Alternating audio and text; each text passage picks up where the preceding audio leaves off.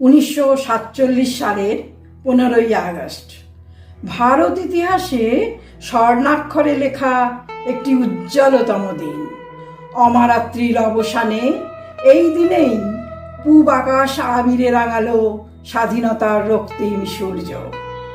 সুদীর্ঘ 2 শতাব্দীর দুঃসহ পরাধীনতার হলো অবসান। নবযুগের সূচনার বিনিময়ে দিতে হলো বহু অমূল্য প্রাণ। সূর্যের স্পর্ধায় অন্ধকার অরণ্যে জীবনের উল্লাস আনতেই হয়তো তাদের আবির্ভাব।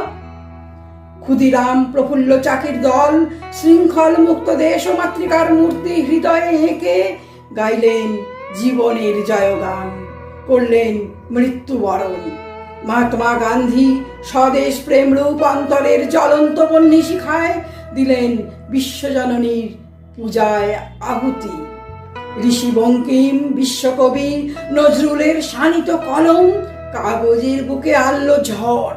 তাকে ক্ষত বিক্ষত না করে সাজিয়ে ফেলল নব ভারতের সঞ্জীবনী মন্ত্রে, সুসজ্জিত বাক্যমালিকায়। ব্রিটিশের রক্তচক্ষু অগ্রাহ্য করে চরম আত্মত্যাগের নৈবেদ্যে দেশ ও মাতৃকার পূজায় অর্ঘ্য সাজালেন মুক্তিপথের বিজয় পথিক, স্বাধীনতার অদম্য সৈনিক নেতাজি। তাঁদের জীবন কাঠির পরশে মৃতপ্রায় সমাজের সমাধির বুকে জাগলো প্রাণের স্পন্দন। ভারতবাসী পেল বহু আকাঙ্ক্ষিত স্বাধীনতা। আজই সেই শুভ দিন।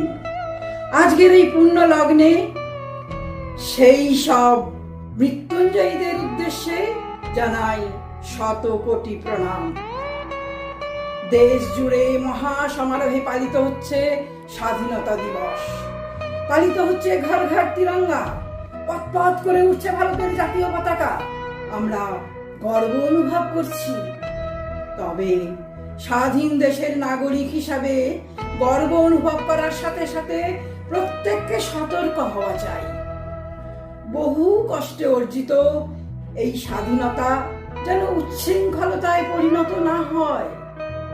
আমরা আশাবাদী ভারত আবার জগৎ সভায় শ্রেষ্ঠ আসন লবে। বন্দে মাতরম।